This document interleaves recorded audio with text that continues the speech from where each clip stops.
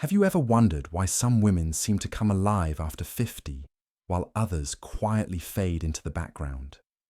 Why certain women at this age suddenly radiate a magnetic energy that draws people toward them, while society keeps whispering that their best years are behind them? The answer isn't what you think. It's not about expensive creams, surgical procedures, or desperately clinging to youth. It lies in something far more profound, something that Carl Jung, the legendary psychologist, discovered about the untapped power that emerges in the second half of a woman's life. What I'm about to share with you challenges everything our culture teaches about aging and desire. Because while the world convinces women that 50 marks the beginning of invisibility, Jung revealed something revolutionary. He discovered that this phase of life isn't about decline. It's about awakening. And when a woman truly awakens to what's been dormant within her, something extraordinary happens. She doesn't just rediscover desire. She becomes desire itself. Jung called the years after 56 the afternoon of life. But here's what most people don't understand. This afternoon isn't about winding down. It's about stepping into a completely different kind of power. A power that's been waiting, gathering strength in the shadows of your psyche, preparing for this exact moment. And when it emerges, it transforms everything. Your relationship with yourself, your capacity for pleasure, your ability to attract and magnetize others. But there's a secret that Jung uncovered. Something that makes this transformation possible. Something that explains why some women after 50 become more captivating than they ever were in their 20s or 30s. And it has nothing to do with trying to turn back the clock. In fact, it's the complete opposite. It's about moving forward into something that was always yours, but that you were never ready to claim until now. Today, I'm going to reveal Jung's insights about how women can ignite authentic desire after 50. Not the desperate kind that tries to recapture youth, but the deep, soulful magnetism that comes from finally becoming who you were always meant to be. This isn't about tricks or techniques. It's about understanding the psychological and archetypal forces that Jung discovered were lying dormant in every woman, waiting for the right moment to emerge. And that moment is now. If you've been feeling like something inside you is stirring, like there's a version of yourself you haven't met yet, then you're already sensing what Jung called the call of individuation.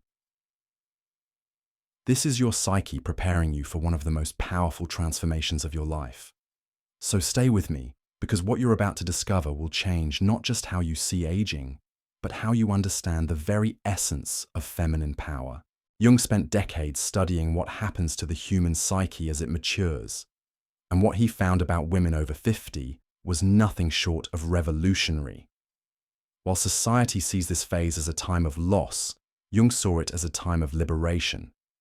Liberation from the roles that once defined you, from the expectations that once confined you, and from the parts of yourself that you had to suppress in order to fit into a world that wasn't ready for your full power.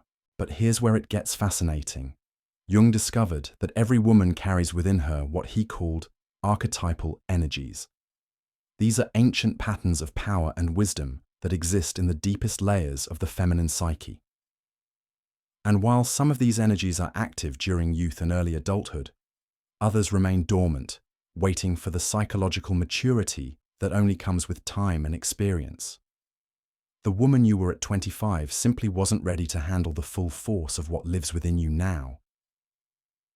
Think about it for a moment. In your 20s and 30s, so much of your energy was directed outward, toward building a career, finding a partner, raising children, meeting expectations. You were, in Jung's terms, living primarily through your persona, the mask you wore to function in the world. And that persona, while necessary, required you to suppress certain aspects of your authentic self. Aspects that might have been too intense, too powerful, too threatening to the roles you needed to play. But now, something is shifting. The children have grown up. The career has been established. The primary relationships have either deepened or ended. And in this space, something that has been waiting in the wings of your consciousness is beginning to stir. Jung called this the shadow, but don't be fooled by the name. Your shadow isn't just the dark, rejected parts of yourself. It's also the gold that you buried, the power that you set aside, the desires that you deemed inappropriate for the person you thought you had to be. And here's what Jung understood that most people miss. The integration of these shadow elements, particularly in the second half of life, doesn't make you less attractive or desirable. It makes you magnetic in ways you never imagined possible. Because when a woman stops editing herself to please others and starts expressing her authentic nature, she becomes irresistible. Not because she's trying to be, but because she finally is who she truly is. This is why some women seem to come alive after 50. They're not desperately trying to reclaim their youth. They're finally claiming their power. And that power, when it's authentic and integrated, creates a kind of magnetism that youth alone could never achieve. It's the magnetism of a woman who knows herself completely and isn't afraid to show it. But this transformation doesn't happen automatically. It requires what Jung called the courage to meet yourself, to face the parts of you that you've kept hidden, not just from others, but from yourself, to reclaim the desires that you pushed aside, the aspects of your personality that you deemed unacceptable, the dreams that you sacrificed for duty. Jung discovered that women who successfully navigate this integration process often experience something remarkable. They report feeling more sexually alive than they have in decades. Not because their bodies have suddenly become younger, but because their relationship with their own sexuality has become more authentic. They're no longer performing desire to meet someone else's expectations. They're expressing desire from the deepest parts of themselves. This is what Jung meant when he talked about the afternoon of life being just as meaningful as the morning, but with a different kind of meaning. The morning of life is about building, achieving, adapting. The afternoon of life is about being, expressing, becoming. And when a woman truly steps into this afternoon energy, she becomes a force of nature. The research backs this up in ways that might surprise you. Studies have shown that many women actually experience an increase in sexual desire during perimenopause and beyond, not despite their age, but because of the psychological and hormonal changes that come with this phase of life. The drop in estrogen that occurs during menopause is often accompanied by a relative increase in testosterone, which can intensify desire. But more importantly, the psychological freedom that comes with no longer being defined primarily as a mother or caregiver creates space for aspects of sexuality that may have been dormant for decades. Jung understood this connection between psychological liberation and the reawakening of desire. He observed that women who embraced what he called the individuation process, the journey toward becoming their authentic selves, often experienced a renaissance of passion and creativity. Not because they were trying to recapture their youth, but because they were finally free to explore aspects of themselves that had been waiting for the right moment to emerge. This is where Jung's concept of archetypes becomes crucial. He identified several archetypal energies that are particularly relevant to women in the second half of life.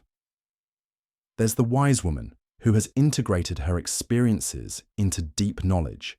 There's the wild woman, who is no longer constrained by social expectations. And there's what some Jungian analysts call the juicy crone, a figure who embodies both wisdom and sensuality, experience and passion. These archetypes aren't abstract concepts, they're living energies that exist within every woman's psyche. And when they're activated and integrated, they create a kind of magnetism that goes far beyond physical beauty or youth. It's the magnetism of a woman who has claimed her full power and isn't afraid to express it. But here's what Jung also understood. This transformation often begins with what feels like a crisis.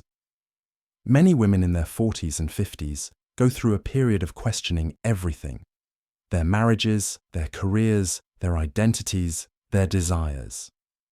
Jung called this the midlife crisis, but he saw it not as pathology, but as the psyche's way of preparing for the next phase of development. This is why so many women report feeling restless, dissatisfied, or even lost during this period. It's not because something is wrong with them, it's because something is trying to be born within them. The old identities that served them well in the first half of life are no longer adequate for who they're becoming. And the new identity, the one that can handle their full power and authentic desire, is still emerging. Jung taught that the key to navigating this transition successfully is to understand it as a natural part of psychological development, rather than as a crisis to be avoided or medicated away. The discomfort you might be feeling isn't a sign that something is wrong.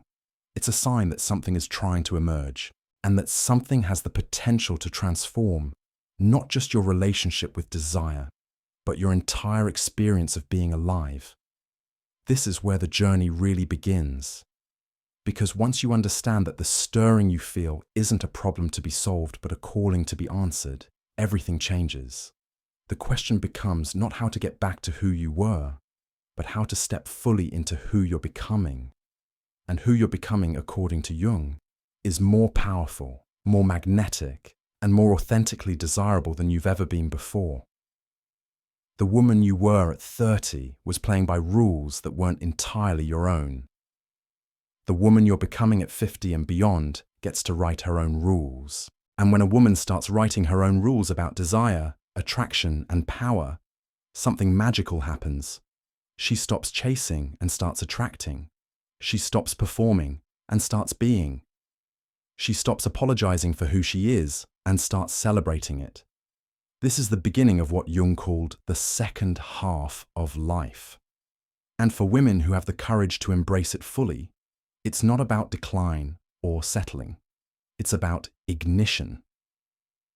The ignition of desires that have been waiting decades to be expressed, of power that has been gathering strength in the depths of your psyche, of a magnetism that comes not from trying to be something you're not, but from finally becoming everything you are.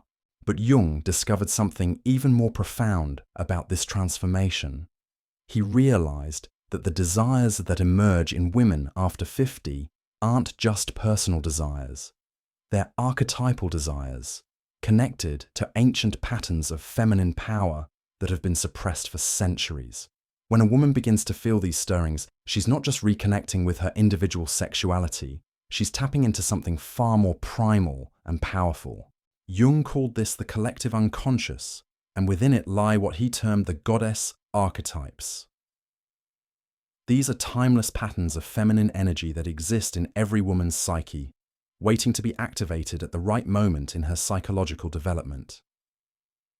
And that moment, Jung discovered, often comes in the second half of life, when a woman has finally accumulated enough experience and self-knowledge to handle these intense energies safely. Think about the goddesses of ancient mythology. Aphrodite, the goddess of love and sexuality, wasn't a young maiden. She was a mature woman who understood the full spectrum of desire and its power. Demeter, the Earth Mother, experienced her greatest transformation, not in youth, but after loss and renewal. These weren't stories about decline. They were stories about the deepest kind of power emerging through experience, wisdom, and the courage to embrace one's authentic nature. This is what happens when a woman after 50 begins to integrate what Jung called her shadow. The shadow isn't just the dark aspects of personality that we've rejected. It contains what Jung called the golden shadow, the positive qualities and desires that we suppressed because they didn't fit the roles we thought we had to play.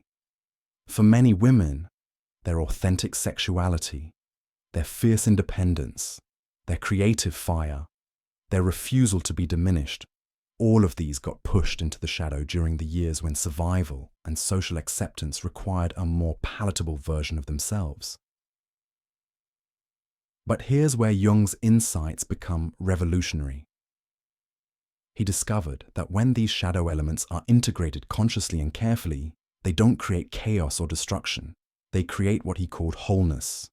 And a whole woman, A woman who has reclaimed all aspects of herself becomes magnetic in ways that youth alone could never achieve. She becomes what Jung might have called individuated, complete in herself, no longer seeking validation or completion from external sources. This psychological completeness creates a paradox that Jung found fascinating. The woman who no longer needs desire becomes incredibly desirable.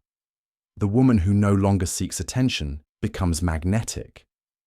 The woman who stops performing femininity and starts embodying it naturally attracts others, like a force of nature. It's not manipulation or strategy. It's the natural result of authentic power. Jung observed this pattern repeatedly in his clinical work. Women who had spent decades suppressing their authentic desires would suddenly, often in their 50s, begin to experience what could only be described as a sexual and creative renaissance. Not because they were trying to recapture their youth, but because they were finally free to explore aspects of themselves that had been waiting in the wings of consciousness for decades. The biological changes that occur during perimenopause and menopause, rather than diminishing desire, often serve as catalysts for this psychological transformation. The hormonal shifts that reduce estrogen can actually increase the relative influence of testosterone, creating what some researchers have called the testosterone surge of midlife. But more importantly, these biological changes often coincide with psychological changes that are even more significant. This is when many women experience what Jung called the return of the anima, the inner feminine principle that encompasses not just sexuality, but creativity, intuition, and emotional depth. In younger years, this energy might have been channeled primarily into nurturing others, but in the second half of life, it often turns inward first, creating a deep relationship with oneself, and then outward again in new and more authentic ways. Jung noticed that women who successfully navigated this transition often reported feeling more sexually alive than they had in decades. But this wasn't just about physical sensation. It was about a complete transformation in their relationship with their own power and desirability. They stopped seeing themselves through others' eyes and started seeing themselves through their own. They stopped measuring their worth by external standards and started honoring their internal knowing. This shift creates what Jung recognized as a new kind of magnetism. It's not the magnetism of youth, chaotic. It's the magnetism which is often unconscious and therefore somewhat of conscious power, of a woman who knows exactly who she is and isn't afraid to express it. This kind of magnetism doesn't diminish with age. If anything, it intensifies, because it's rooted in something deeper than physical appearance or social performance. Jung called this the emergence of the self, with a capital S, the deepest and most authentic aspect of personality that contains both masculine and feminine elements in perfect balance. When a woman begins to embody this integrated self, she becomes what he might have called a whole human being. And whole human beings, Jung discovered, are irresistible, not because they're trying to be, but because they're expressing the full spectrum of human possibility. This is why some women seem to become more beautiful with age, not despite their wrinkles or grey hair, but because of the confidence and authenticity that shines through them. Jung understood that true beauty isn't about perfect features or youthful skin. It's about the radiance that comes from a person who has made peace with themselves and is expressing their authentic nature without apology or hesitation. But Jung also recognized that this transformation doesn't happen automatically. It requires what he called active engagement with the unconscious. This means paying attention to dreams, honoring intuitive impulses, and most importantly, having the courage to face aspects of yourself that you might have been avoiding for decades. It means asking yourself difficult questions about what you truly want, not what you think you should want, but what actually ignites passion and excitement in your deepest being. For many women, This process begins with small acts of rebellion against the roles and expectations that have defined them. It might be as simple as saying no to obligations that drain your energy or yes to experiences that excite you. It might be changing your appearance in ways that feel authentic rather than appropriate. It might be expressing opinions that you've kept hidden or pursuing interests that others might find surprising. Jung saw these small acts of authenticity as the beginning of a much larger transformation.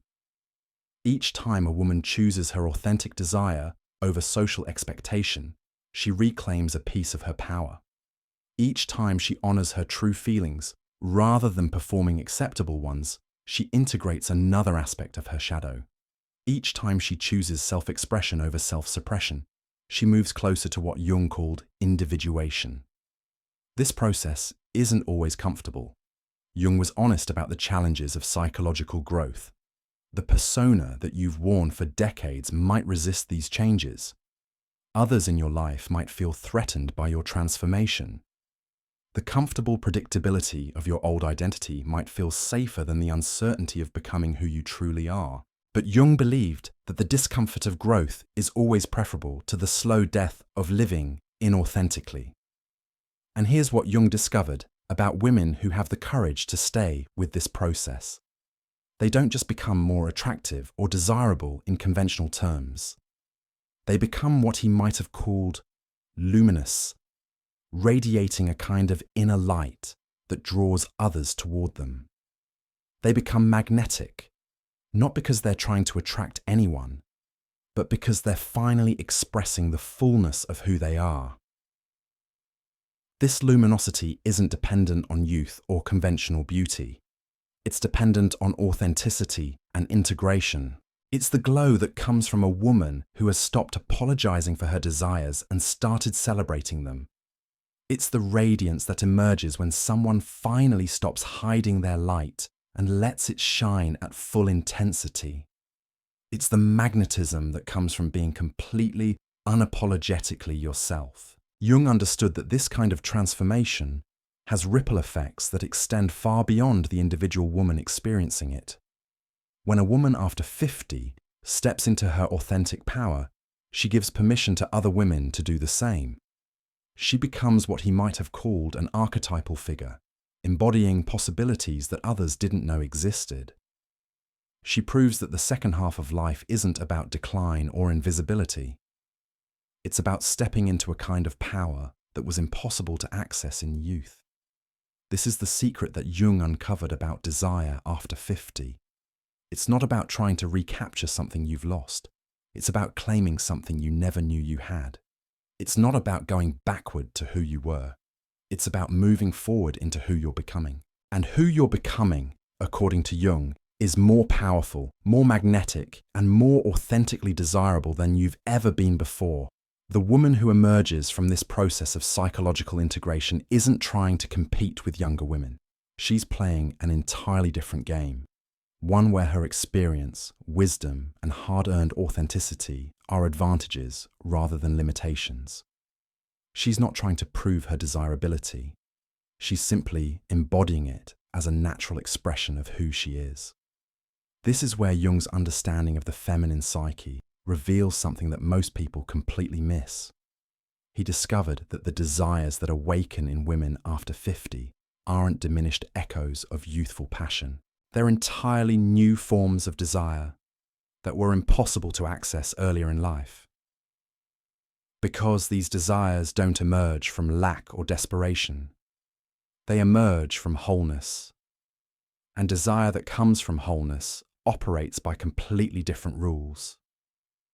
Jung noticed that women who successfully integrated their shadow often described their sexuality as becoming more refined, more conscious, more spiritually connected.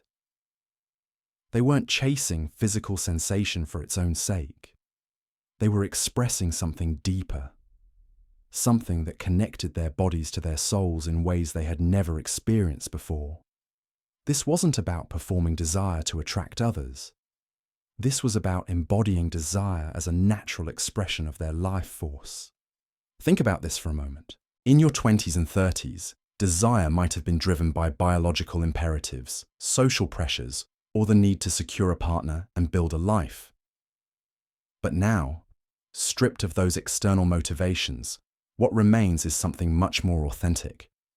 Jung called this the difference between eros and sexuality. Sexuality is about physical expression. Eros is about life energy itself, the creative force that animates everything you do. When a woman after 50 begins to experience this deeper form of eros, something remarkable happens. She stops being available for relationships that diminish her and becomes magnetic to connections that celebrate her.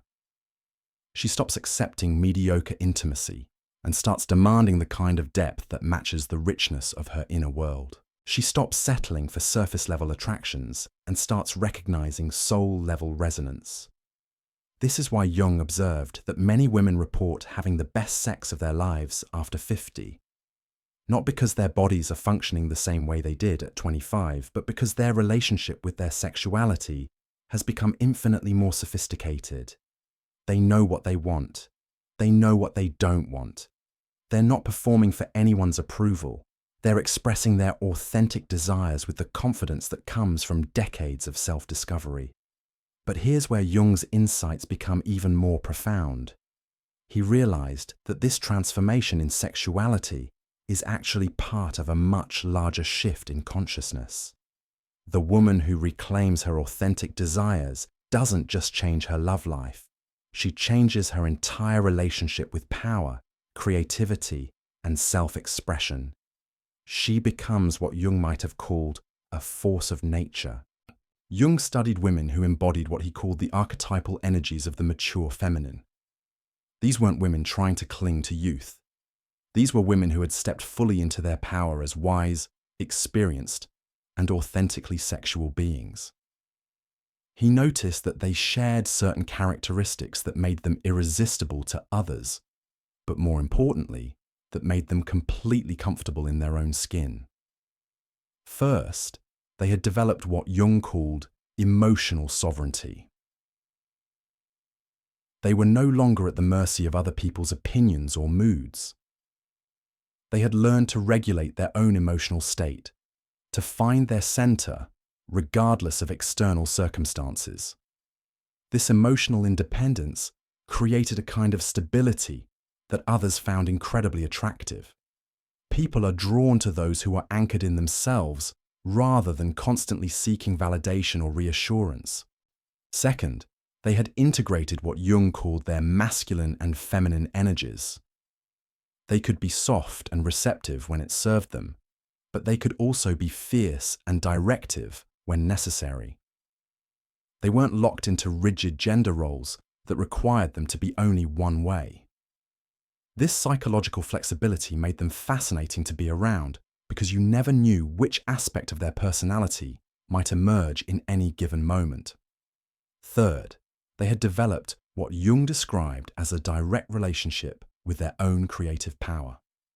Many of these women reported experiencing creative and artistic breakthroughs in their 50s and beyond, not because they suddenly became more talented, but because they finally had the courage to express their authentic vision without worrying about criticism or judgment. This creative confidence spilled over into every area of their lives, including their sexuality. Jung noticed that when women integrated these archetypal energies, they often experienced what could only be described as a magnetic field around them. People were drawn to their presence in ways that couldn't be explained by conventional attractiveness. They radiated something that Jung called numinosity, a quality of being that suggests connection to something larger than the individual personality. This numinous quality isn't mystical or supernatural.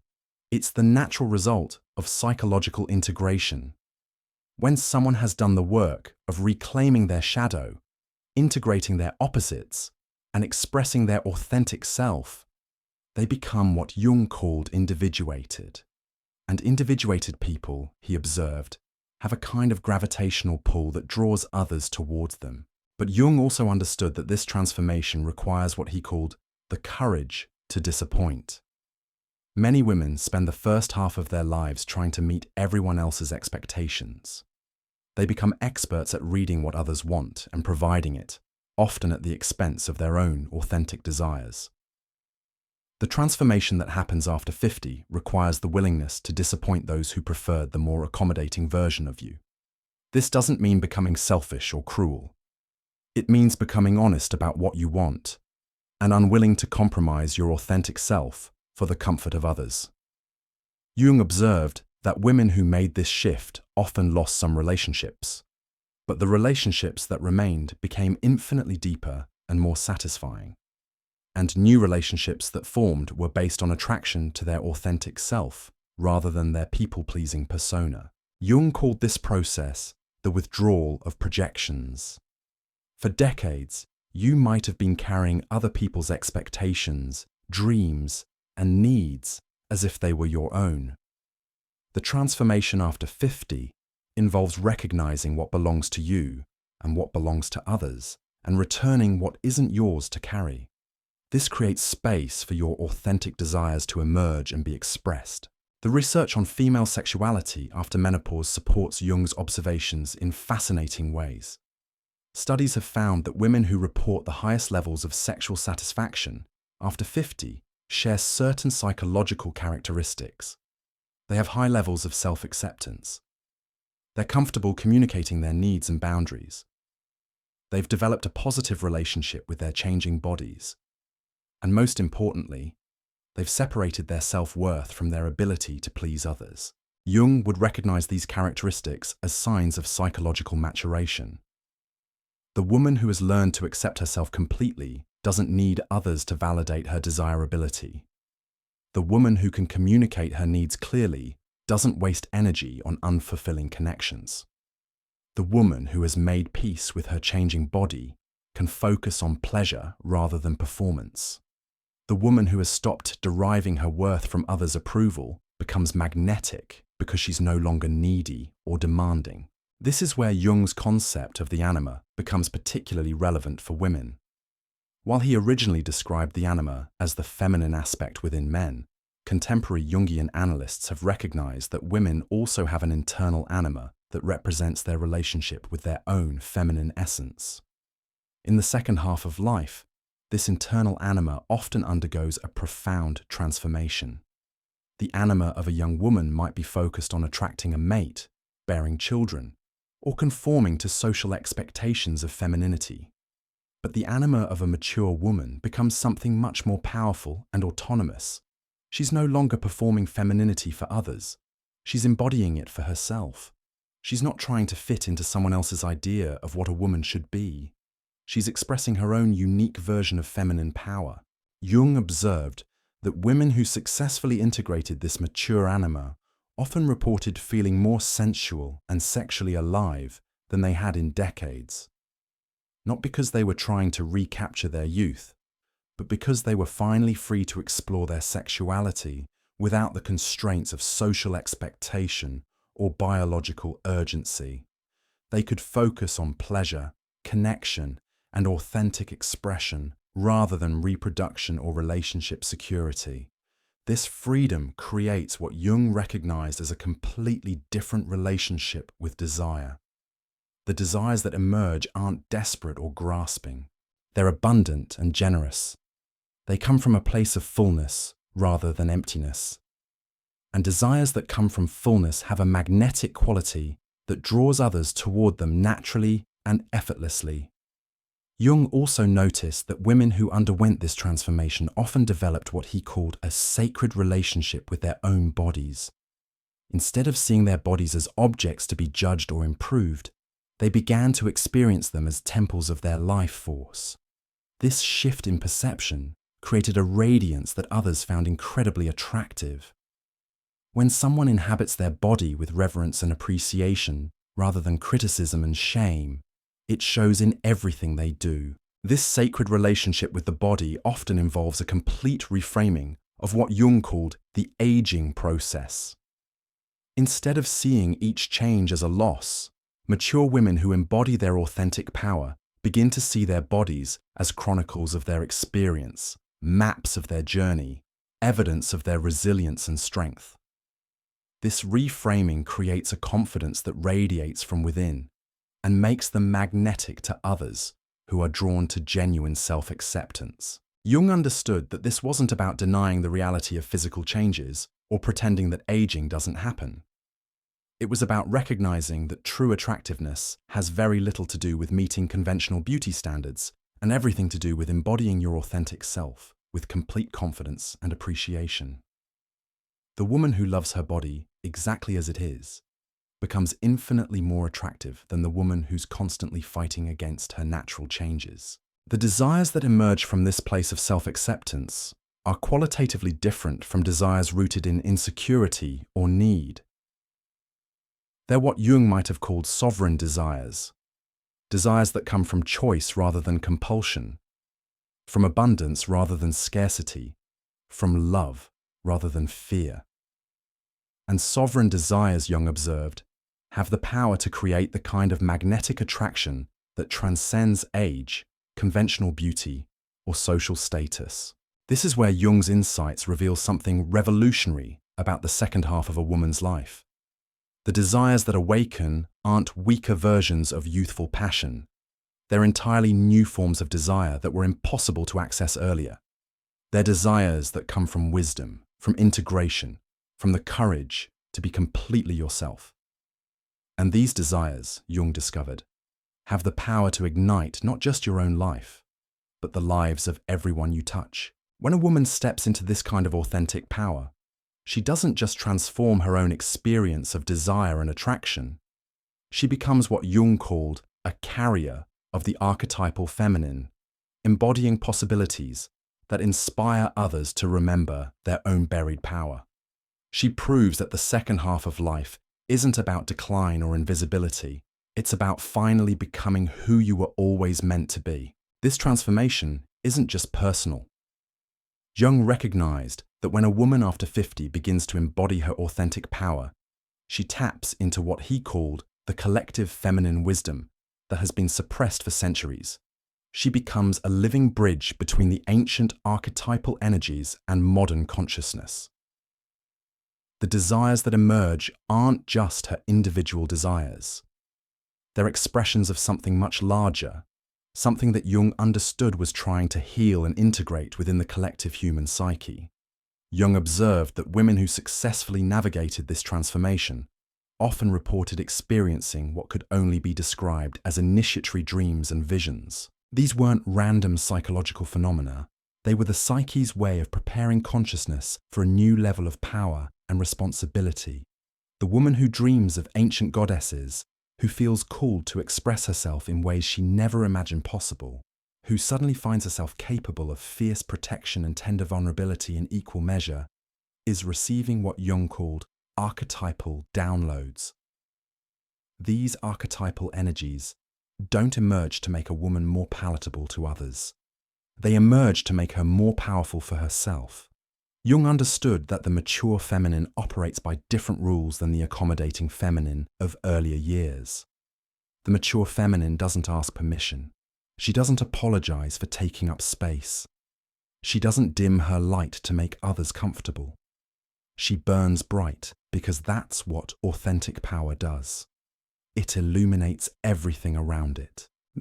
This is where Jung's understanding becomes almost prophetic. He recognized that women who stepped into this archetypal power often found themselves becoming what he might have called way showers for other women, not through preaching or teaching, but simply through being. When you see a woman who radiates confidence in her own skin, who expresses her desires without shame, who takes up space without apology, something in you remembers that this is possible. You remember that you too carry these archetypal energies within your own psyche. Jung noticed that the desires that emerge from this archetypal connection have a quality that he called transpersonal. They're not just about personal satisfaction or individual pleasure.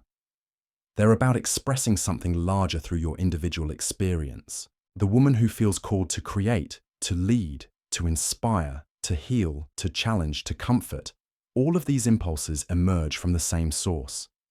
They're expressions of the life force itself, finding new channels through your unique consciousness. This is why Jung observed that many women after 50 report feeling more creative, more passionate, more alive than they have in decades. It's not because they're trying to recapture something from the past. It's because they're finally accessing something that was always there but couldn't be safely expressed until now. The creative fire, the sexual fire, the spiritual fire, they're all aspects of the same essential energy. And when that energy is finally free to express itself authentically, it transforms everything it touches. But Jung also understood that this transformation requires what he called the death of the false self. The version of yourself that lived primarily to meet others' expectations has to dissolve to make room for the authentic self to emerge. This isn't a comfortable process. Jung was honest about the psychological turbulence that often accompanies individuation. You might go through periods of feeling lost, confused, or uncertain about who you're becoming. This isn't pathology. It's preparation. The cocoon dissolves before the butterfly emerges. The old structures of identity have to break down to make room for new ones to form. Jung saw this dissolution as necessary and ultimately liberating. The discomfort you might feel as you let go of familiar roles and identities is actually the labor pains of your authentic self being born. And what emerges on the other side is more magnificent than anything you had to release. Jung observed that women who trusted this process often described it as feeling like they were remembering themselves rather than becoming someone new. They would say things like, "I feel like I'm finally becoming who I always was underneath." This sense of recognition rather than transformation suggests that the archetypal energies emerging aren't foreign impositions. They're aspects of your essential nature that were temporarily suppressed but never destroyed.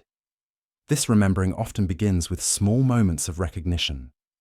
You notice that you're no longer willing to tolerate certain behaviors from others. You find yourself saying things you never would have said before. You feel drawn to experiences, people, or expressions that the old version of you would have found inappropriate or impossible. These aren't signs that you're becoming someone else. They're signs that you're becoming more yourself. Jung called this process the return of the repressed. But in the second half of life, what returns isn't necessarily shadow material in the conventional sense. What returns is your authentic power, your genuine desires, your real voice. These were never truly lost. They were just waiting underground, gathering strength, preparing for the moment when you would be psychologically ready to handle their full intensity. The desires that emerge from this place of authentic remembering have a quality that Jung recognized as sovereign. They don't need external validation because they arise from an internal source of authority. They don't require others' permission because they come from your own deep knowing. They don't apologize for their existence because they recognize themselves as expressions of something sacred and necessary. Jung understood that sovereign desires operate by completely different principles than dependent desires. Dependent desires need others to fulfill them, validate them, or mirror them back. Sovereign desires are complete in themselves. They might seek expression through relationship or creativity or service, but they don't require these external forms to feel whole. This completeness creates a magnetic field that draws others toward you, not because you need them, but because your fullness calls to something in them that recognizes and craves authenticity. This is where Jung's insights reveal something profound about attraction itself. He observed that people aren't ultimately drawn to perfection or performance. They're drawn to authenticity and aliveness. The woman who is fully herself, who expresses her genuine desires without apology, who inhabits her power without shame, becomes irresistible not because she's trying to attract anyone, but because she's expressing the kind of aliveness that everyone secretly longs to experience. Jung noticed that this authentic aliveness often manifests in surprising ways. Women who had been quiet and accommodating might discover fierce voices. Women who had been focused entirely on others might find themselves drawn to solitary creative pursuits. Women who had suppressed their sexuality might find themselves experiencing desire with an intensity that surprises them. These aren't random changes. They're the natural result of psychological integration. The integration process that Jung described involves bringing together all the disparate aspects of yourself into a coherent whole. The nurturing mother and the fierce warrior, the wise counselor and the playful child, the spiritual seeker and the sensual woman. These aren't contradictory aspects that need to be reconciled. They're complementary energies that create richness and depth when they're all allowed to exist within the same consciousness.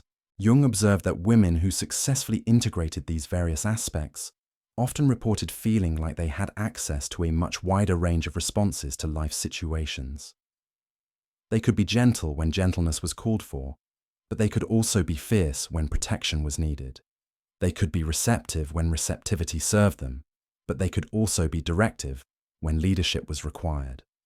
This psychological flexibility made them fascinating to be around and attractive to others who were drawn to their authenticity and aliveness.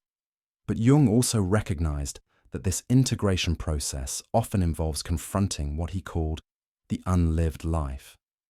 These are the dreams you set aside, the desires you suppressed, the aspects of yourself you deemed impractical or inappropriate. The second half of life often brings these unlived possibilities back into consciousness, not as sources of regret, but as invitations to explore what's still possible. The woman who always wanted to write but focused on raising children might find herself called to creative expression.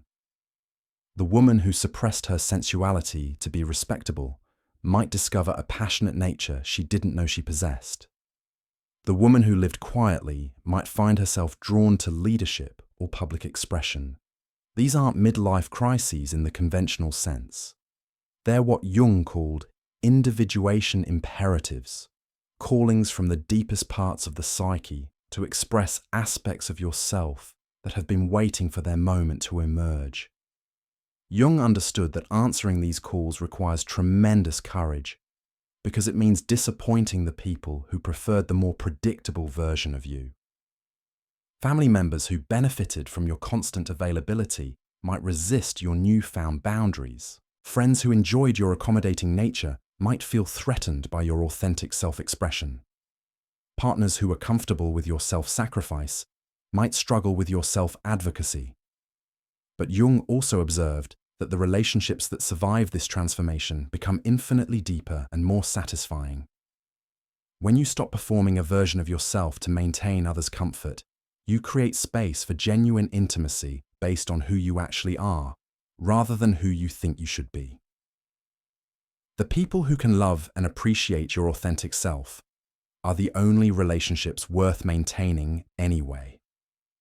This authenticity creates what Jung called a field of attraction that operates on completely different principles than conventional magnetism. You're not trying to be attractive. You're not performing desirability. You're simply being yourself so completely and unapologetically that others can't help but be drawn to your aliveness. This kind of attraction doesn't diminish with age because it's not based on external attributes. If anything, it intensifies as you become more comfortable expressing your authentic nature. Jung noticed that women who embodied this authentic magnetism often reported that they attracted very different kinds of attention than they had in their younger years. Instead of attracting people who wanted to possess or control them, they attracted people who recognized and appreciated their sovereignty. Instead of attracting relationships based on need or dependency, they attracted connections based on mutual respect and genuine compatibility. This shift in the quality of attraction reflects a fundamental change in how Jung understood desire itself evolves over a lifetime. The desires of youth are often driven by biological imperatives, social pressures, or psychological wounds seeking healing. But the desires that emerge in the second half of life come from a completely different source. They arise from wholeness rather than woundedness, from choice rather than compulsion, from abundance rather than scarcity. Jung called these mature desires expressions of the self with a capital S, the deepest and most authentic aspect of personality that contains both individual uniqueness and universal human potential. When desires arise from this level, they have a quality that Jung recognized as both personal and transpersonal. They're uniquely yours, but they also connect you to something larger than your individual experience. This is why Jung observed that women who access this level of desire often reported feeling more connected to the natural world, to other women, to the creative force of life itself. Their individual desires became expressions of something cosmic and eternal. Their personal passion became a conduit for universal life energy. Their authentic self-expression became a gift to the collective human experience. Jung understood that this kind of desire doesn't burn out with age. If anything, it burns brighter because it's fed by sources that are inexhaustible. The woman who has learned to draw her sense of aliveness from her connection to her authentic self and to the larger patterns of existence has access to a renewable source of passion and creativity that doesn't depend on external circumstances or physical attributes. This renewable passion creates what Jung might have called a sustainable magnetism. It doesn't require constant maintenance or performance. It doesn't depend on others' validation or approval. It exists as a natural expression of integrated wholeness, and it radiates outward in ways that touch everyone who comes into contact with it. But Jung also recognized that sustaining this level of authentic expression requires ongoing commitment to what he called the opus, the great work of psychological development that continues throughout life. The woman who has ignited her authentic desire doesn't get to rest on her achievements. She gets to continue deepening, expanding, and refining her expression of who she truly is. This ongoing development creates what Jung called a spiral rather than a linear progression. You don't reach a destination and stop growing. You continue circling back to the same themes and challenges, but at deeper and more integrated levels.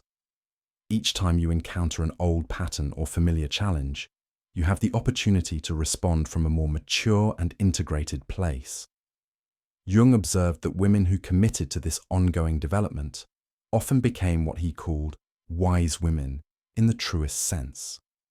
Not just because they had accumulated experiences, but because they had learned to transform their experiences into wisdom. They had learned to see the patterns beneath the surface events, to recognize the archetypal energies moving through their individual lives, to trust their inner knowing, even when it conflicted with external expectations. This wisdom becomes another source of magnetic attraction. People are naturally drawn to those who have done the work of integration and transformation. There's something about the presence of someone who has faced their shadow, integrated their opposites, and learned to express their authentic self that creates a sense of safety and possibility for others. They become living proof that transformation is possible, that authentic power exists, that the second half of life can be a time of expansion rather than contraction. Jung called this phenomenon the constellation of the archetypal self in the collective field. When someone embodies their authentic power and integrated wholeness, they activate similar potentials in others.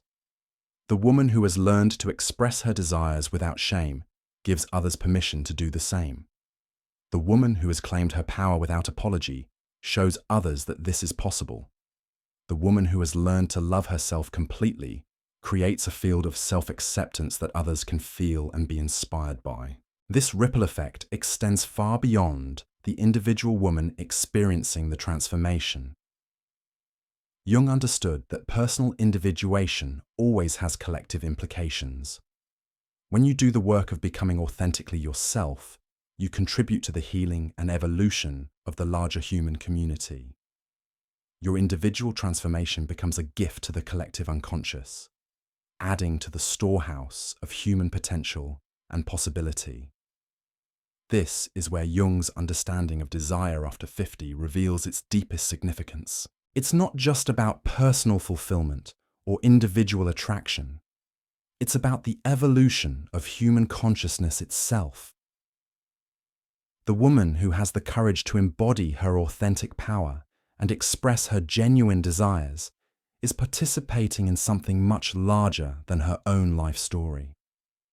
She's helping to heal the split between spirit and flesh, wisdom and passion, age and vitality that has plagued human consciousness for centuries. Jung recognized that this healing happens not through theory or ideology, but through lived embodiment.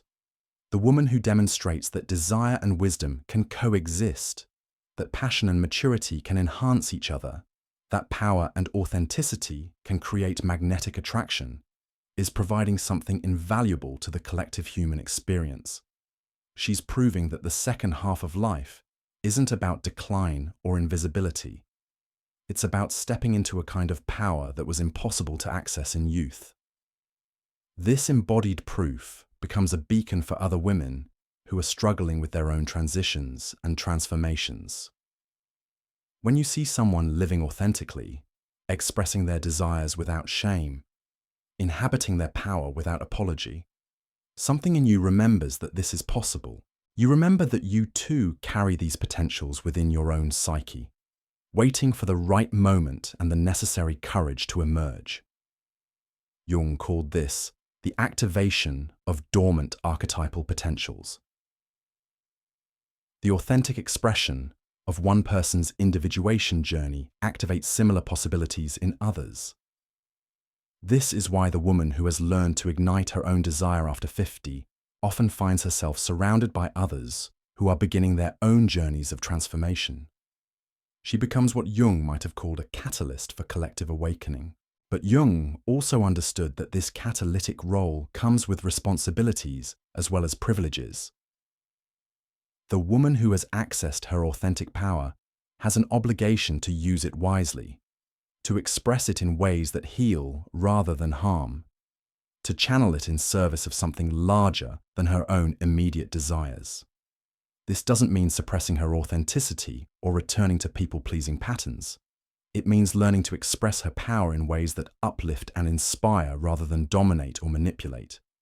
Jung observed that women who successfully navigated this balance often developed what he called conscious desire.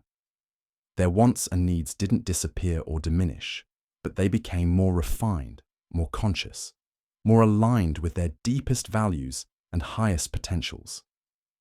They learned to distinguish between desires that arose from woundedness and those that emerged from wholeness, between impulses driven by ego and those inspired by the self. This conscious desire creates what Jung recognized as a completely different relationship with attraction and magnetism. The woman who has learned to desire consciously doesn't need to chase or perform or manipulate to get what she wants. Her clear, authentic expression of her genuine desires creates a magnetic field that draws appropriate responses naturally and effortlessly. Jung called this the law of psychological attraction, like attracts like, but at the deepest level. The woman who has integrated her shadow attracts others who have done similar work. The woman who expresses authentic desire draws those who can recognize and appreciate authenticity. The woman who embodies sovereign power magnetizes relationships based on mutual respect and genuine compatibility. This natural magnetism operates without effort or strategy because it's based on the fundamental principle that Jung saw as underlying all psychological health and authentic attraction. When you are completely yourself, you naturally attract what belongs in your life and repel what doesn't serve your highest good. Your authentic self-expression becomes a sorting mechanism that ensures you connect with people and experiences that support your continued growth and expansion. But Jung discovered something even more revolutionary about this process. He noticed that when women successfully navigated this conscious desire phase, they often experienced what he called the emergence of the sacred feminine. This wasn't about becoming religious or spiritual in conventional terms. It was about recognizing that their desires, their bodies, their life force itself, were expressions of something sacred and worthy of reverence. This recognition transforms everything. The woman who sees her desires as sacred expressions of life force stops apologizing for wanting what she wants. She stops hiding her needs or diminishing her wants to make others comfortable. She begins to treat her longings with the same respect she would show to any sacred text or holy artifact. And this reverence creates a radiance that others can feel immediately. Jung observed that women who embodied this sacred relationship with their own desires often reported that others began treating them differently without any conscious effort on their part. People became more respectful, more attentive, more drawn to their presence. This wasn't manipulation or performance. It was the natural result of someone treating themselves with complete reverence and respect. This sacred recognition often begins with small moments of honoring your authentic impulses. Maybe you notice that you're drawn to certain colors, textures, or environments that you previously dismissed as impractical. Maybe you find yourself wanting to move your body in ways that feel sensual and alive rather than just functional. Maybe you discover that you crave deeper conversations, more meaningful connections, experiences that feed your soul rather than just fill your calendar. Jung called these impulses messages from the self, communications from the deepest parts of your psyche about what you need to feel fully alive. When you start honoring these messages instead of dismissing them, you begin to establish a conscious relationship with your own life force.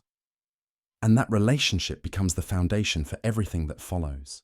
The woman who has learned to listen to and honor these subtle inner promptings develops what Jung called psychological sensitivity. She becomes attuned to the energy of situations, people, and experiences in ways that allow her to make choices that support her vitality rather than drain it. She learns to recognize what Jung called energy matches and energy drains, and she begins organizing her life around what feeds her rather than what depletes her. This energetic discernment creates a natural filtering system that ensures she spends her time and attention on what actually matters to her. She stops accepting invitations that feel heavy or obligatory. She stops engaging in conversations that leave her feeling empty or agitated. She stops tolerating relationships that require her to suppress her authentic self, not out of selfishness, but out of wisdom about what serves her highest good and therefore her capacity to serve others.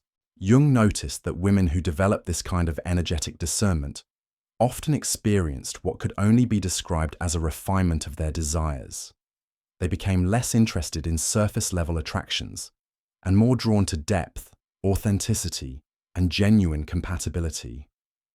Their standards didn't become impossibly high. They became precisely calibrated to what actually nourished their souls. This refinement process often surprises women who have been conditioned to believe that having standards means being difficult or demanding. But Jung understood that conscious desire isn't about being impossible to please. It's about knowing what actually pleases you at the deepest level and being unwilling to settle for substitutes that leave you feeling unsatisfied or inauthentic. The research on women's sexuality after menopause supports Jung's observations in fascinating ways. Studies consistently show that women who report the highest levels of sexual satisfaction in their 50s and beyond share certain psychological characteristics. They have clear boundaries. They communicate their needs directly.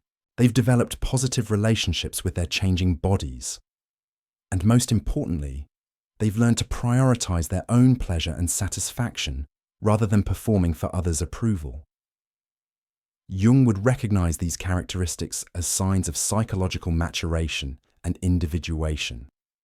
The woman who has clear boundaries has learned to distinguish between what belongs to her and what belongs to others. The woman who communicates directly has integrated her voice and learned to express her truth without apology. The woman who has made peace with her body has developed the self-acceptance that allows for genuine intimacy and pleasure. But Jung also observed that this maturation process often involves confronting what he called the collective shadow around female desire. For centuries, women have been taught that their desires are dangerous, selfish, or inappropriate. They've been conditioned to believe that wanting what they want makes them bad, difficult, or unlovable. This collective programming runs so deep that many women spend decades fighting against their own authentic impulses. The transformation that happens after 50 often involves recognizing these messages as internalized oppression rather than truth. Jung called this process the differentiation between personal shadow and collective shadow. Your personal shadow contains the aspects of yourself that you've rejected for individual psychological reasons. The collective shadow contains the aspects of humanity that have been rejected for cultural or historical reasons. When a woman begins to reclaim desires that were labeled as inappropriate by the collective culture, she's not just healing her individual psyche, she's participating in the healing of the collective feminine shadow. Every time she chooses authenticity over approval, she strikes a blow against the forces that would keep all women small, accommodating, and self-sacrificing. This collective dimension of personal transformation explains why Jung observed that individuated women often found themselves becoming what he called carriers of the archetypal feminine for their communities. They weren't trying to become leaders or teachers.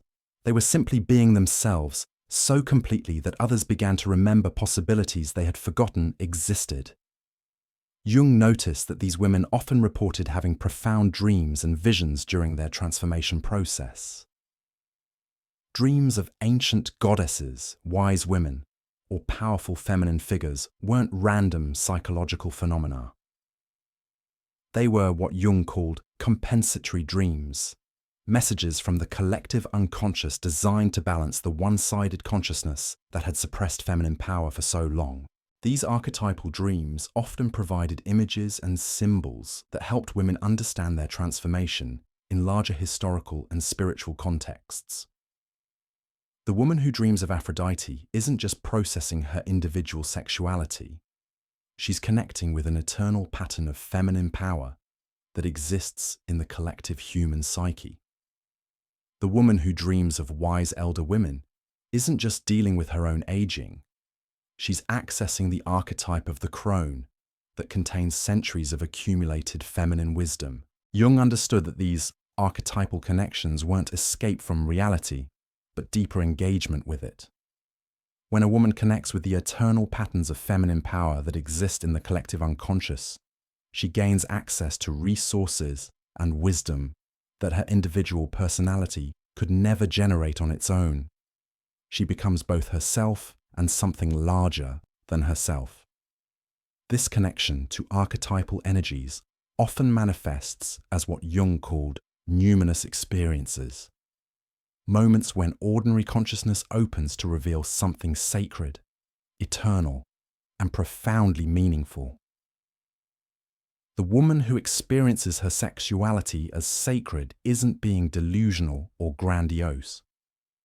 She's accessing the truth that Jung believed underlies all authentic human experience. We are both individual personalities and expressions of eternal patterns that connect us to the larger fabric of existence.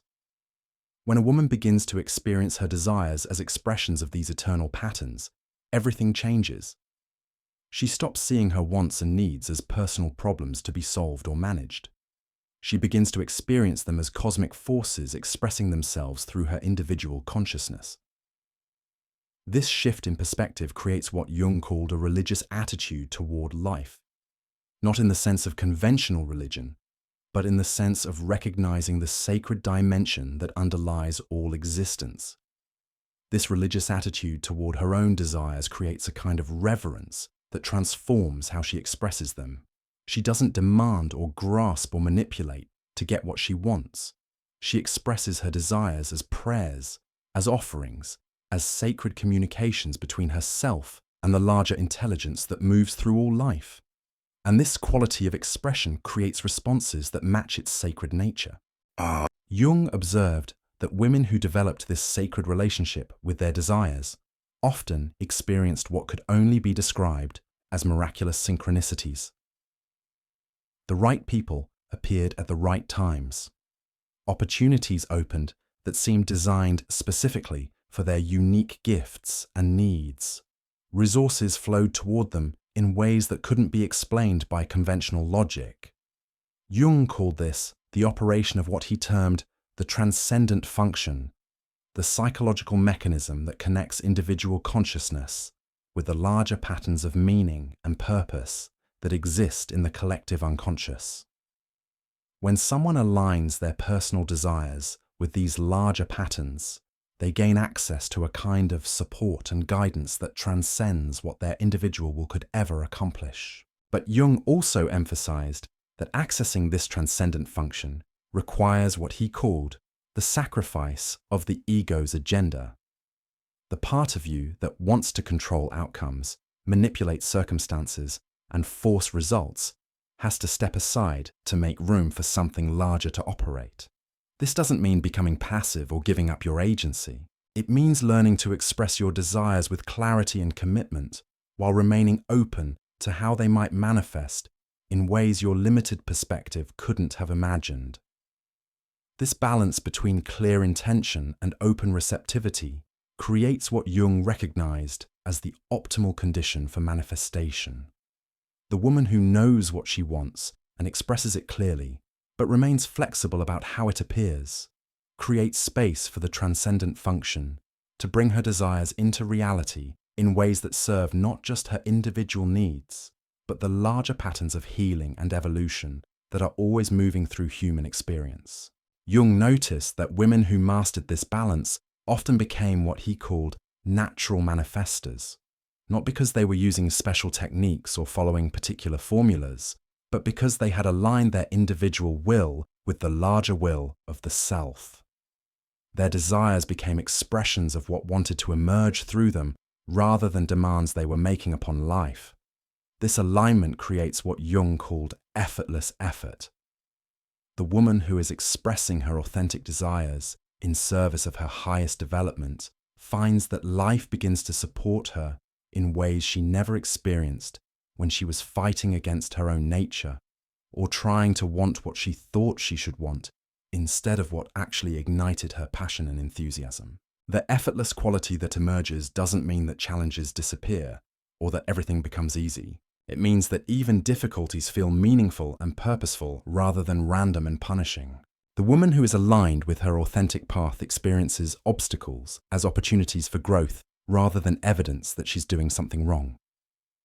Jung observed that this shift in perspective creates what he called resilience from meaning.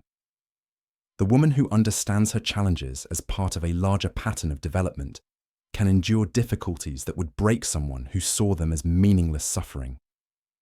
She has access to a source of strength that comes not from denying pain, but from recognizing its purpose in the larger story of her becoming. This meaning-making capacity becomes another source of magnetic attraction.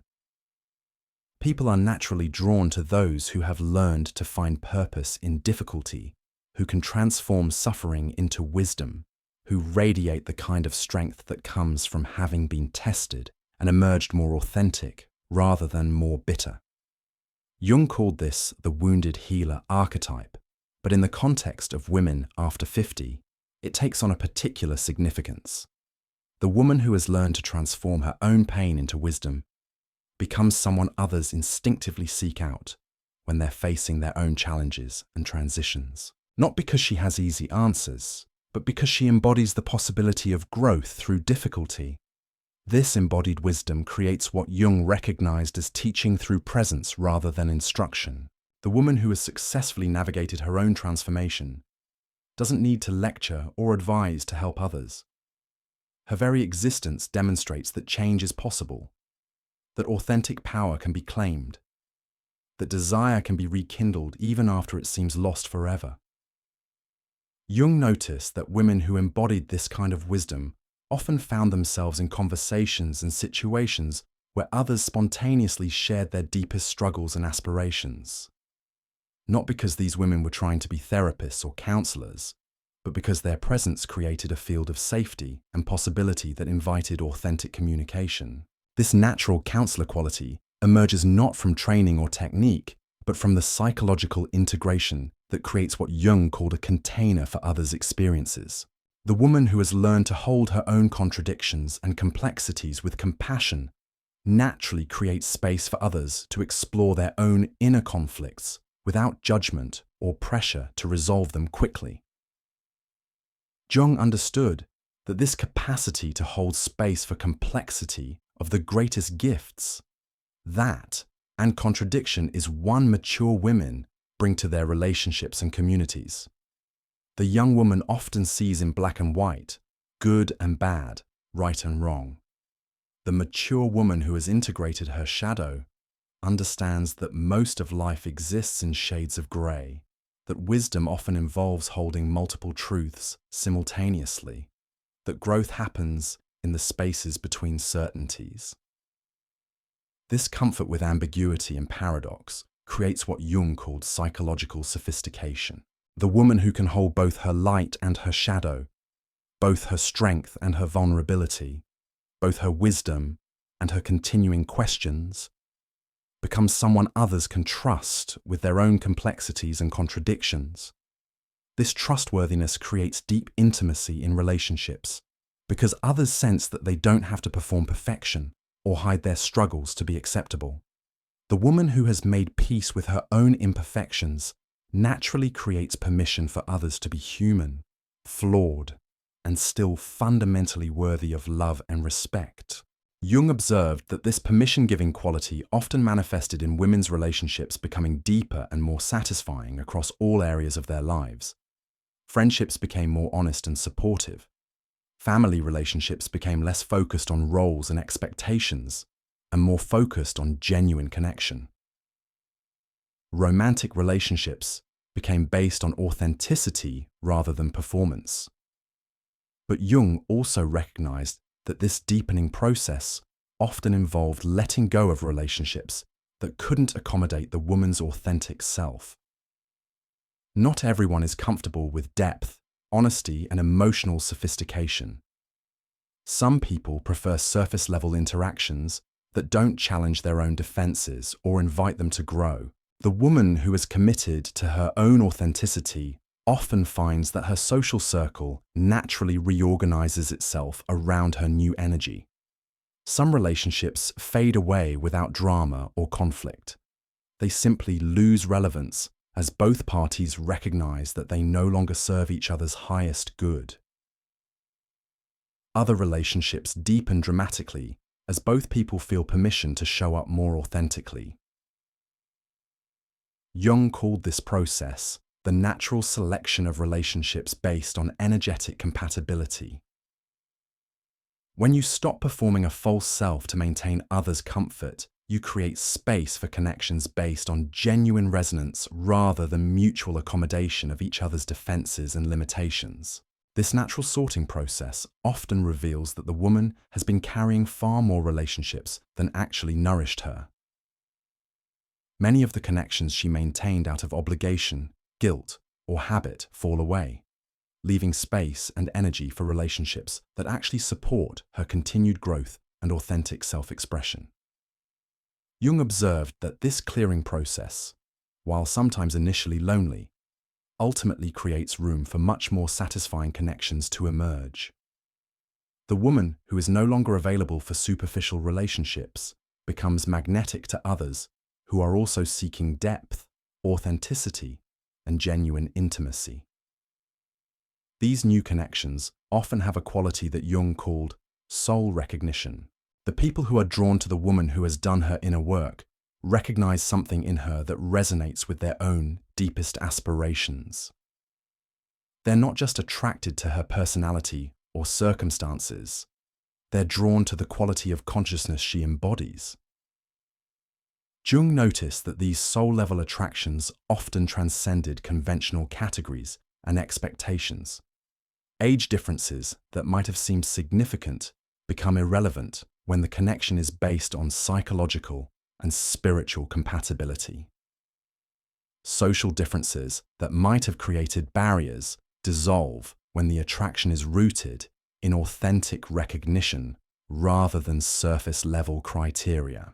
This transcendence of conventional categories creates what Jung called freedom from collective programming about what relationships should look like. The woman who has learned to trust her own inner guidance about compatibility becomes less influenced by social expectations about appropriate partnerships and more attuned to the energetic reality of what actually creates fulfilling connection. This energetic attunement often leads to relationships that surprise others but feel completely natural to the woman experiencing them. She might find herself drawn to someone much younger who shares her enthusiasm for growth and adventure. She might connect with someone from a completely different background who resonates with her values and vision. She might discover compatibility with someone whose lifestyle or interests seem incompatible with her previous choices, but feel perfectly aligned with who she's becoming. Jung understood that these unexpected attractions weren't random or impulsive. They were expressions of the self's intelligence about what would support the woman's continued individuation and authentic expression. The psyche has its own wisdom about what connections will challenge her to grow in necessary ways while supporting her essential nature. This trust in psychological guidance, rather than social convention, creates what Jung called sovereign choice in relationships. The woman who has learned to distinguish between genuine compatibility and superficial attraction becomes capable of making relationship decisions that serve her authentic development rather than her image management or social positioning. Jung observed that women who developed this sovereign approach to relationships often experienced a quality of connection they had never accessed before, because they were choosing from authenticity rather than need, fear, or social pressure. They attracted partners who could meet them at the level of their genuine self rather than their adaptive persona. These authentic connections create what Jung called mutual individuation. Relationships where both people support each other's journey toward becoming more fully themselves rather than trying to shape each other to meet predetermined expectations or fill emotional voids. Jung recognized mutual individuation as the highest form of human relationship because it honors both the individual uniqueness of each person and their capacity to support each other's continued growth and development. In these relationships, love becomes not just an emotional bond, but a commitment to each other's authentic becoming.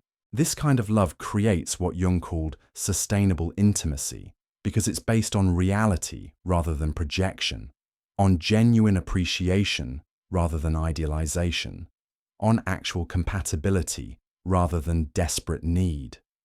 The relationships that emerge from this foundation have the flexibility to evolve as both people continue growing and changing throughout their lives.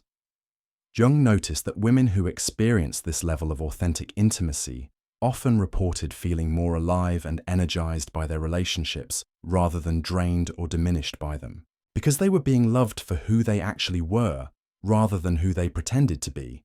They could relax into being themselves completely, which freed up enormous amounts of energy that had previously been devoted to maintaining false personas. This liberated energy often manifested as increased creativity, expanded interests, and a general sense of vitality that radiated outward and affected every area of the woman's life. Jung called this the ripple effect of authentic intimacy, the way that one area of genuine authenticity tends to activate authenticity in all other areas of experience. The woman who learns to be completely herself in intimate relationship often finds that this authenticity spreads to her professional life, her creative expression, her relationship with her body, her spiritual exploration, and her connection with her community. Jung understood this as evidence that authenticity is not compartmentalized, but holistic, affecting every aspect of how someone engages with life. This holistic authenticity creates what Jung called integrated aliveness, a quality of being fully present and engaged that becomes attractive, not just romantically, but in every context where the woman shows up.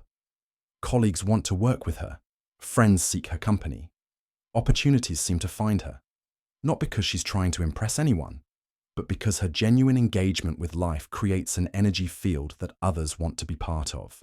Jung observed that this integrated aliveness often intensified rather than diminished as women moved through their 50s and beyond.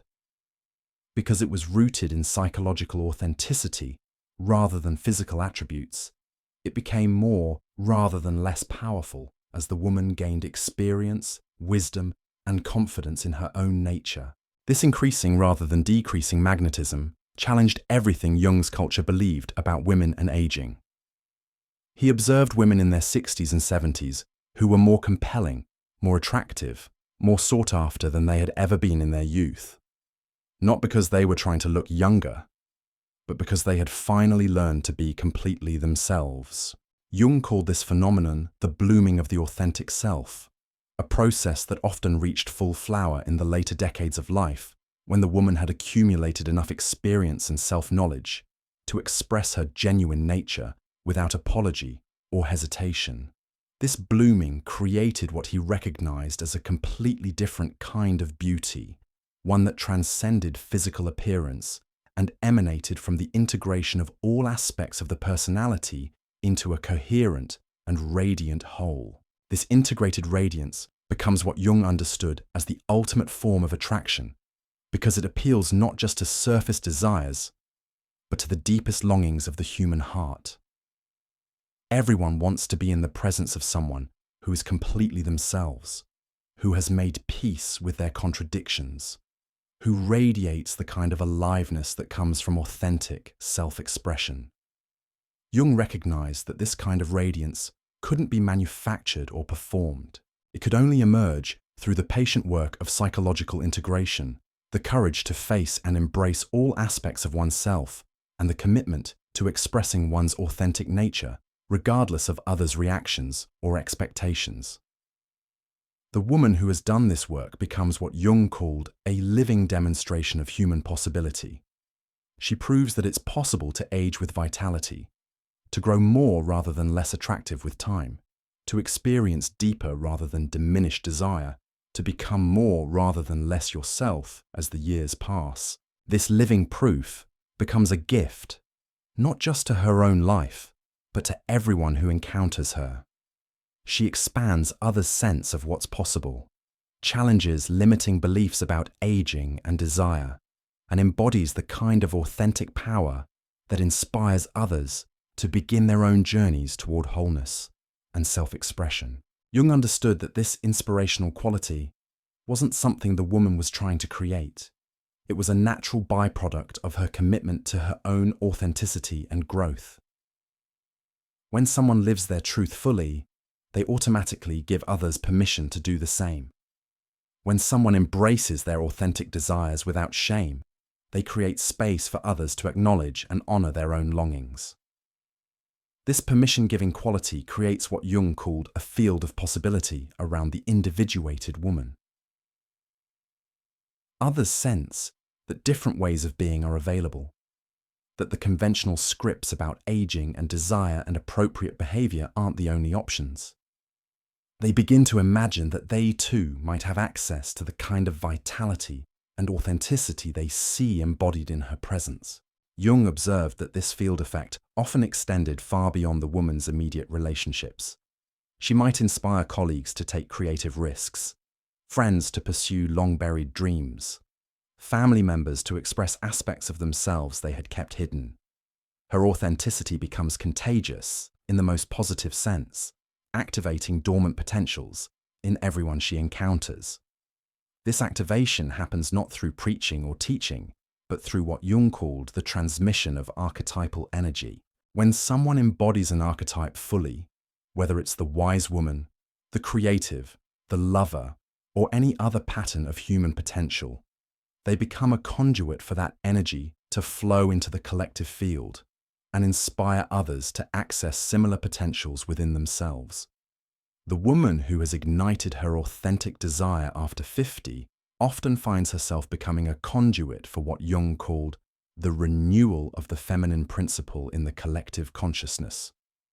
Her individual transformation contributes to a larger healing of the split between wisdom and passion, age and vitality, spirituality and sexuality that has fragmented human consciousness for centuries. Jung recognized that this collective healing happens through individual embodiment rather than theoretical understanding.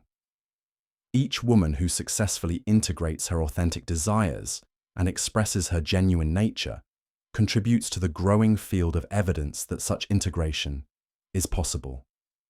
She becomes part of a larger transformation in human consciousness about what it means to age, to desire, to claim power, to be fully human.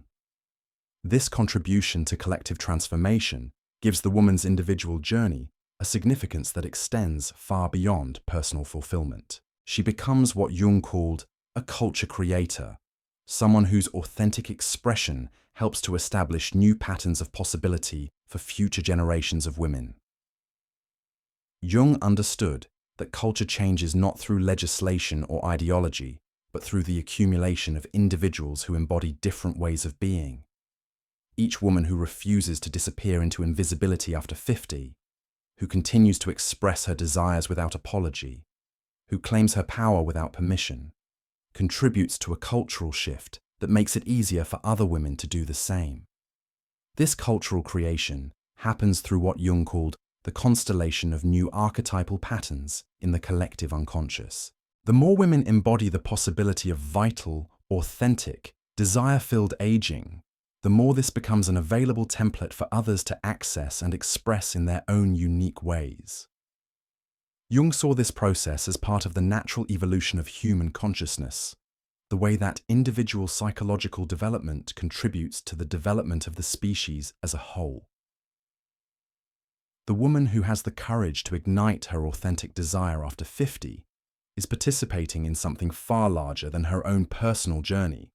She's helping to birth new possibilities for what human life can contain and express. This participation in collective evolution creates what Jung called a sacred responsibility, alongside the tremendous freedom. The woman who has accessed her authentic power doesn't get to keep it to herself, not because she owes anyone anything, but because authentic power, by its very nature, flows outward, touching and transforming everything in its path. Jung observed that women who tried to hoard their newfound vitality or use it purely for personal gain often found that it diminished rather than grew. Authentic power, he discovered, operates by the principle of circulation. The more you express it in service of something larger than yourself, the more access you have to its inexhaustible source. But this service doesn't look like the self-sacrifice that may have characterized earlier phases of life. Jung distinguished between what he called unconscious service, where someone gives from depletion and resentment, and conscious service, where someone gives from overflow and choice. The woman who has done her inner work serves from fullness rather than emptiness, from strength rather than weakness, from joy rather than obligation. This conscious service often manifests in ways that surprise the woman herself. She might find herself drawn to mentor younger women without ever intending to become a teacher. She might discover that her authentic self-expression in her professional life inspires colleagues to take risks they never would have considered. She might realize that her refusal to apologize for her desires gives others permission to acknowledge and pursue their own authentic longings. Jung called this phenomenon unconscious teaching, the way that someone who has integrated their authentic nature automatically becomes an educator simply by being themselves. They don't need degrees or credentials or official positions. Their lived experience of transformation becomes the curriculum, and their embodiment of possibility becomes the most powerful lesson they can offer. The woman who has learned to ignite her desire after 50 often discovers that she's become what Jung termed a bridge between worlds. She carries the wisdom of experience alongside the vitality of authentic expression. She embodies the possibility that maturity and passion can enhance each other rather than being mutually exclusive. She demonstrates that wisdom doesn't require the sacrifice of desire, and that desire can become more rather than less refined with age. This bridge function creates what Jung recognized as a healing presence in any environment where the woman shows up. Her very existence challenges the false dichotomies that fragment human experience. The separation between mind and body, spirit and sexuality, wisdom and wildness, responsibility and passion. All of these artificial divisions begin to dissolve in the presence of someone who has learned to embody their contradictions as complementary rather than conflicting forces. Jung observed that this healing presence often activated what he called the transcendent function in others, the psychological mechanism that allows for the integration of opposites and the resolution of seemingly irreconcilable conflicts. People in the presence of an integrated woman often find themselves capable of holding complexity and paradox in ways they never could before. This capacity to hold paradox becomes increasingly important as Jung believed we're living in an age of tremendous collective fragmentation.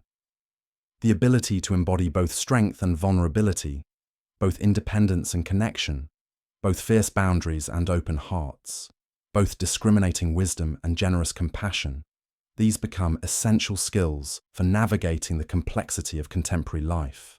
The woman who has learned to integrate these opposites within herself becomes what Jung called a stabilizing force in an unstable world.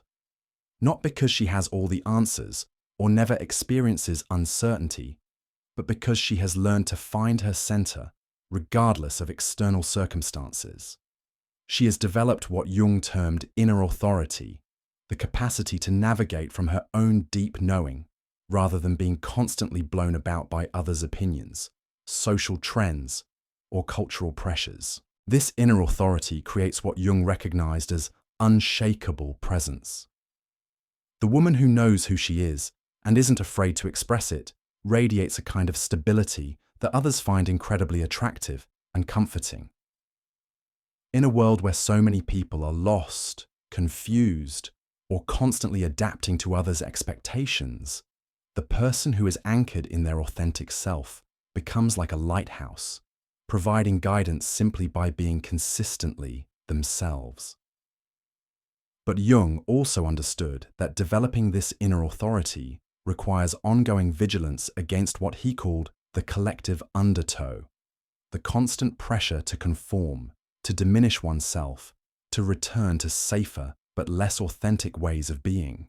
The woman who has claimed her authentic power must continuously choose it over the easier path of accommodation and people-pleasing. This ongoing choice becomes what Jung called the practice of individuation.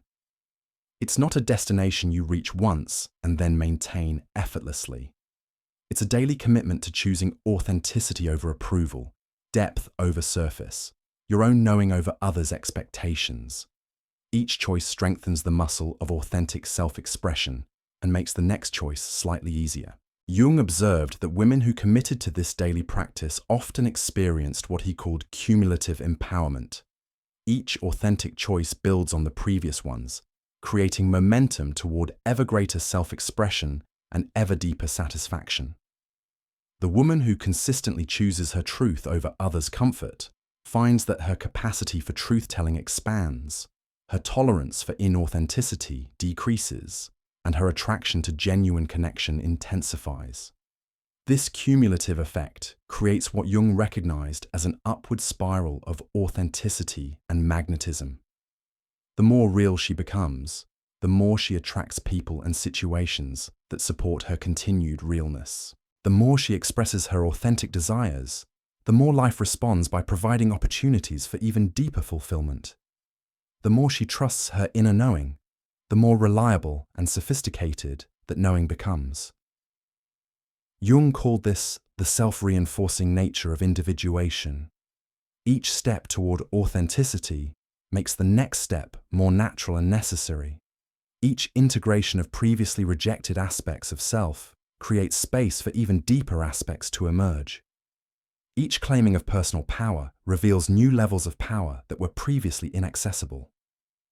This expanding spiral of authentic expression often leads to what Jung observed as the emergence of what he called the prophetic voice, not prophecy in the sense of predicting the future, but prophecy in the sense of speaking truths that others can feel but haven't yet found words for. The woman who has done her inner work often finds herself saying things that surprise even her, expressing insights that seem to come from a source deeper than her conscious mind.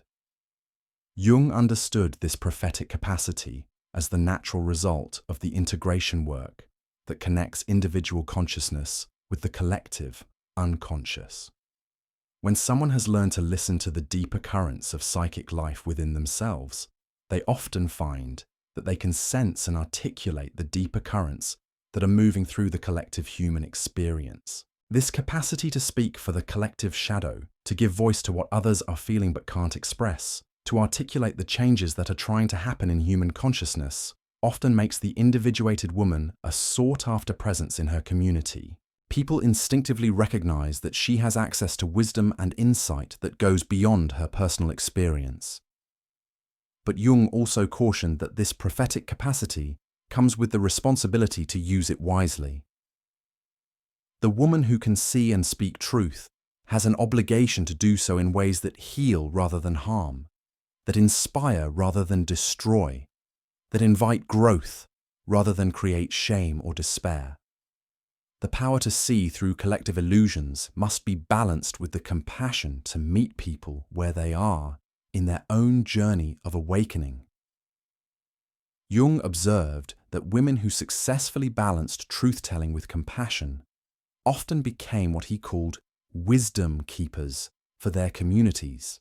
They were the ones others turned to during times of crisis or transition, not because they had easy answers, but because they could hold space for complexity and uncertainty while maintaining faith in the possibility of growth and transformation. This wisdom-keeping function often emerged naturally from the woman's own journey through difficulty and uncertainty.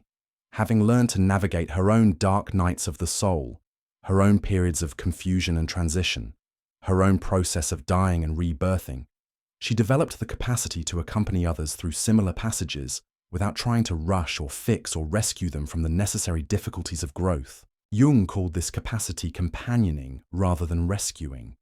The woman who has learned to trust her own process of transformation can offer others the gift of trusted presence without trying to spare them from the challenges that are essential to their own development.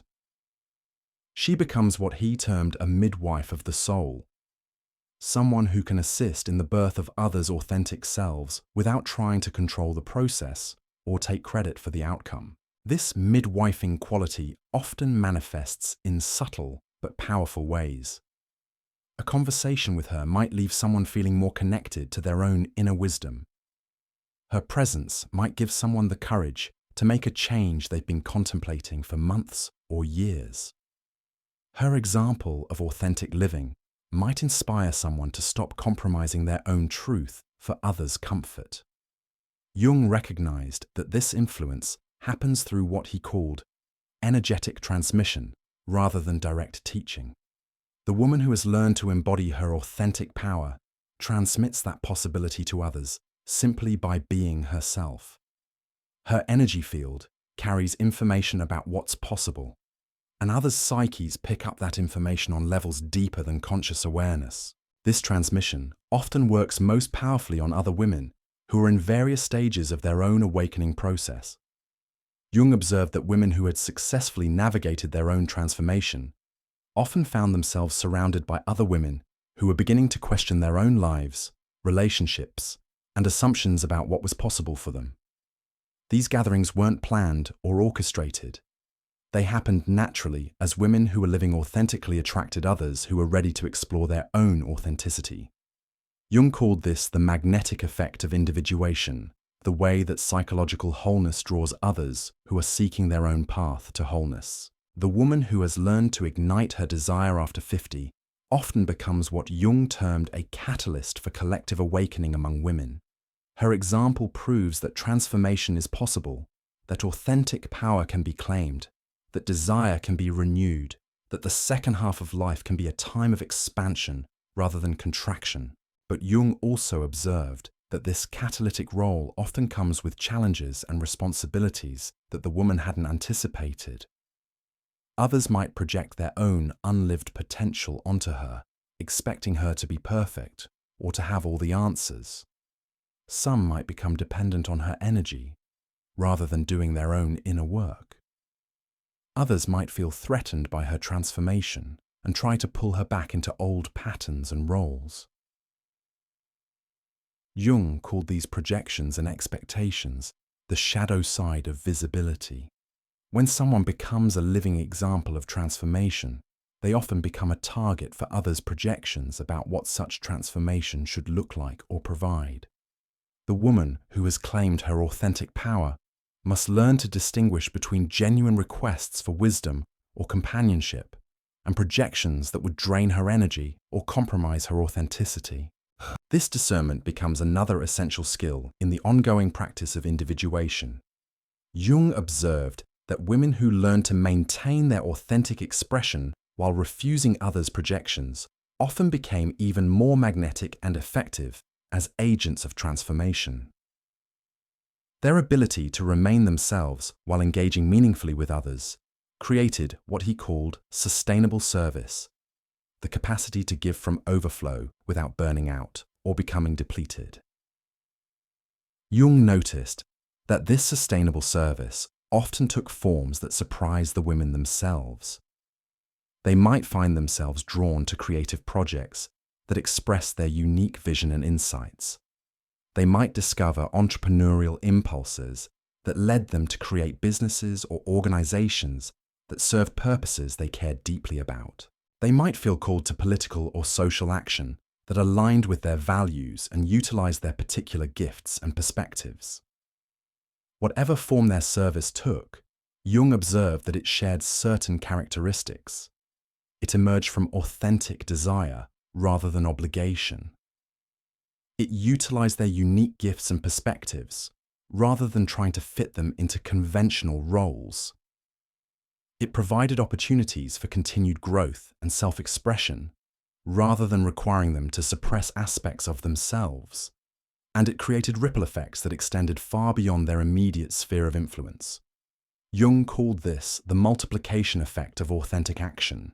When someone acts from their genuine nature in service of something they truly care about, the impact extends far beyond what their individual effort could logically achieve.